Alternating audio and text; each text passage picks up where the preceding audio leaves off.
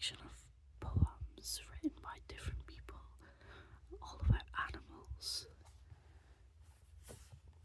Today, to start, we're going to be reading The Albatross by Kieran Carson. Okay.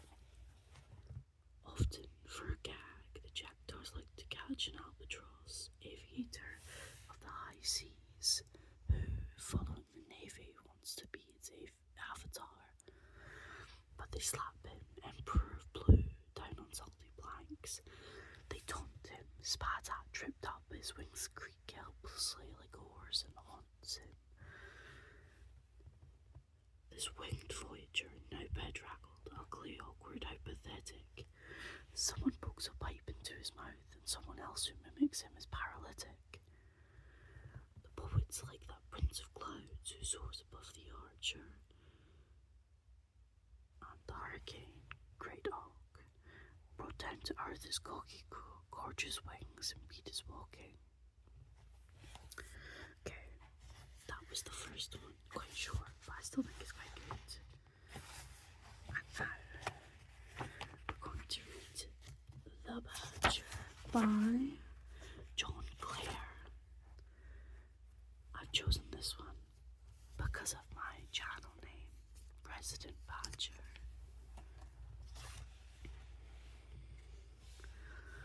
The badger grunting on his woodland track, with shaggy hide and sharp nose scrounged with black, roots in the bushes and the woods, and makes a great yew burrow in the ferns and brakes. With nose on ground, he runs at awkward pace, and anything will beat him in the race. The shepherd's dog will run him to his den, followed and hooted by the dogs and men. The woodmen, when the hunting comes about,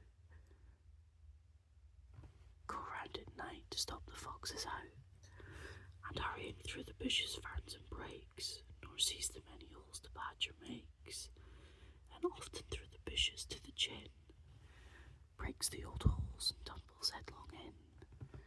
When midnight comes, a host of dogs and men go out and drag the badger to his den, and put his sack within the hole and lie, till the old grunting badger passes by. He comes in here, they let the strongest loose. The old fox hears the noise and drops the goose. The poacher shoots and hurries from the cry, and the old hare half-wounded buzzes by.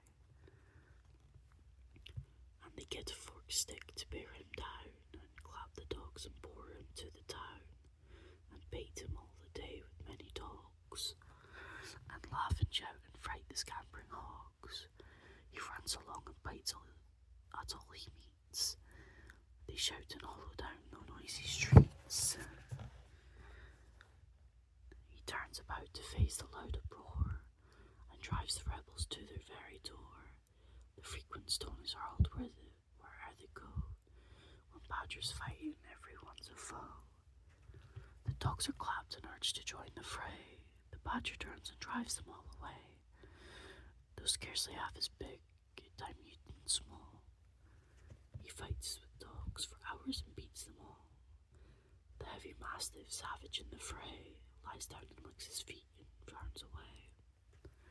The bulldog knows his match and waxes cold. The badger grins and never leaves his hold. He drives the crowd and follows at their heels, and bites them through the drunkard, swears and reels. The frightened woman takes the boys away. The blackguard laughs and hurries on the fray. He tries to reach the woods at awkward race, but sticks and cudgels quickly stop the chase. He turns again and drives the noisy crowd, and beats the many dogs and noises loud. He drives away and beats them every one, and then they lose them all and set them on. He falls as dead and kicked by boys and men, then starts and grunts and drives the crowd again, till kicked and torn and beaten out he lies, and leaves his hold and crackles, groans and good dies.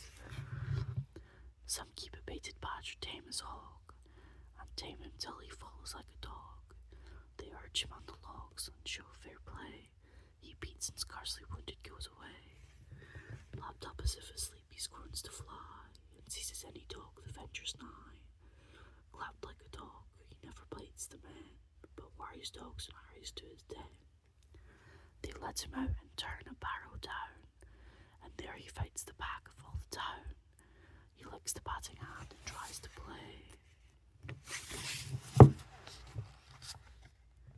and never tries to bite or run away, and runs away from noise and hollow trees, burnt by the boys to get to the swarm of bees. And that one is by John Clare.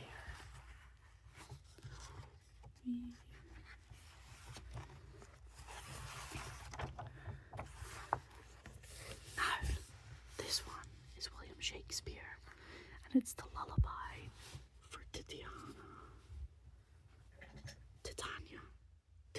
I think it's Titania. Okay. You spotted snakes with double tongue, with thorny hedgehogs been on seen, newts and blind worms do no wrong. Come not near our fairy queen.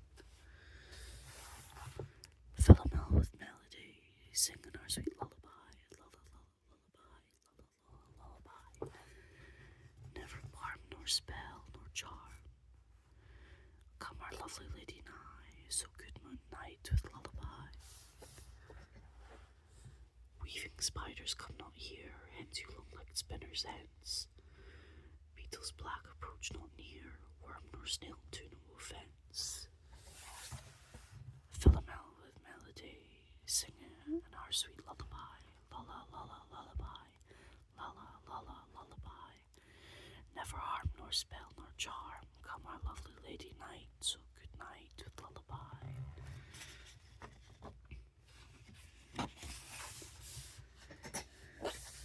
And now we're going to do this final poem by Robert Frost.